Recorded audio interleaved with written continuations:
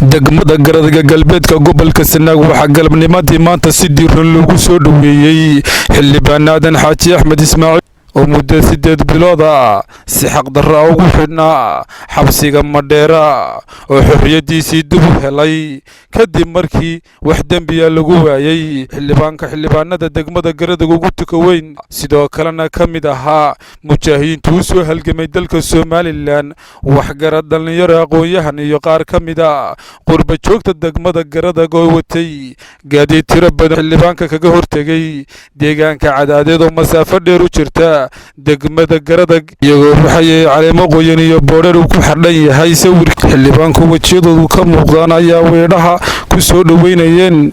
meel u jirta degmada garadag 15 kiiloomitir waxaan ku soo dhaweynay xildhibaan Aadan Xaaji Axmed oo in badan ku jiray xabsiga Madheera si xaq darraan ugu jiray waxaan ku leenahay xildhibaan ku soo dhawow deegaankaagii dadkaagii oo ku jecel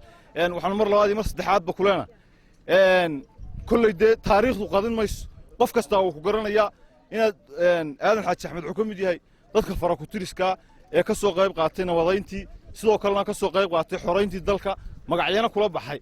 khayr oo kale magaca la yado wuxuu kula baxay xoreyntii dalka iyo nabadayntii labadaba xildhibaan waxaan ku leenahay wax la ninka iyo jiilaalku dagaal bay ku jiraan waxa se guuleystay kay gabadhu raacdo waxaan ku leenahay dhalinyarta iyo aqoon-yahanka ayaa waxay sidaas oo kale macnaheedu waxa weeye raggu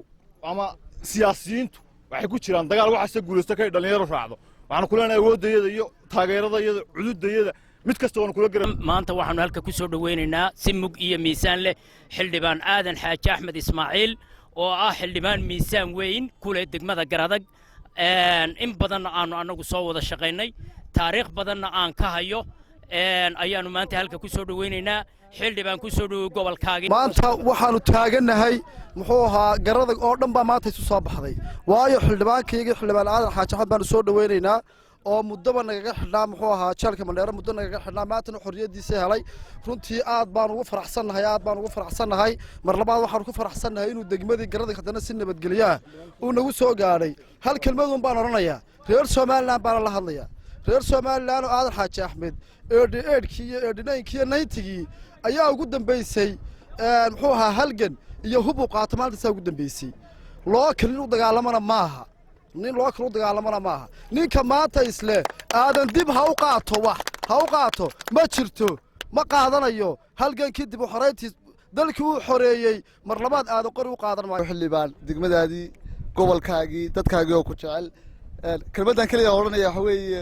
xarig xaq darro buu ku xidhnaa xariga xaq darrada ah rag badan dad badan ba soo maray dad badan ba kalsoonidoodii waxay ku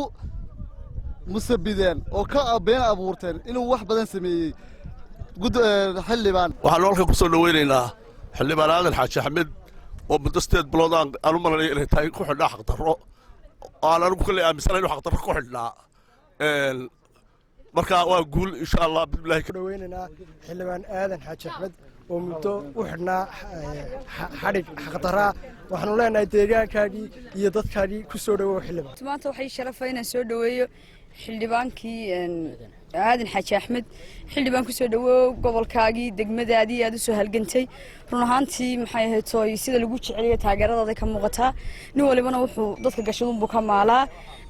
xarigii aad xidhnayd xaq darro ahayd laakiin nin raga jeel baa loo sameeyay nin la xasuusan waayaa xun xarigaasina uu xaq darro kugu ahaa xildhibaan Aadan Xaaji Axmed ayaa isaguna dhankiisa u mahad celiyay haldoorka reer garadag habka maamuuska leh u soo dhaweeyeen bismillaahir rahmaanir rahiim ilaahay baa mahadda koowaad ilaahay baa leh mahadda labaad waxaan u naqayaa reer garadag dhalinyaro waayeel rag iyo dumar oo si diiran iigu soo dhaweeyay degmadaydii garadag oo aan muddo 8 bilood ka maqnaa kagana maqnaa xabsi xaq darro ah oo Soomaaliland fulisay waxaan leeyahay madaxweynaha jamhuuriyadda Soomaaliland waxaad ku qudbadaysay darajada iyo xilka lagu kala sareeyaa laakiin cadaaladda waa loo sameeyaa cadaaladda waa taas waa loo sinaan waayay xeer 23 baa jabiseen oo ku gefteen xeerka ismaamulka gobolada iyo degmooyinka qodobkiisa 24aad farqadiisa 3aad iyo tiisa 4aad madaxweyne tii ku ballan qaadeen halkaas ka jabiseen ina kaahina waxaan leeyahay wasiirka arrimaha gudaha waxaan ka tirsanaa wasaaradda arrimaha gudaha waajibkaagii waad ka gaabisay waxaan xasuustaa berigii uu duur ahaa arrimaha gudaha baa waxa la yidhi waxa lagu laayay niman boorame saxaafad baa loo soo kaxeeyey saxaafadda dibadda iga saara buu ilaa uu hubsaday muu saxaafaddii uma yeedhin adigu aan hubsan baad waxaad warbaahinta ka sii daysay 25 gacan ku dhiigle iyo isugu jira gacansiin baan hayaa sida warkaasaad gudbisay iskamaad hubsan maanta 25 gacan ku dhiigle iyo gacansiintii waxa ka xidhan waad ogta inta xaqdaraan u xidhnayn dalkayaga ka gafimayno oo ma oranayno waana lagu gafay waa u dulqaadanaynaa intaas kaliya maaha soo dhaweynta reer Garadag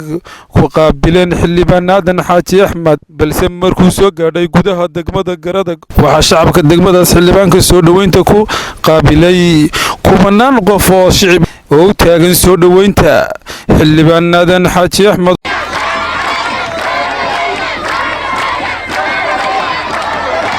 وران محمد ران تلفزيون عالمي Ariel TV دقمة Garadag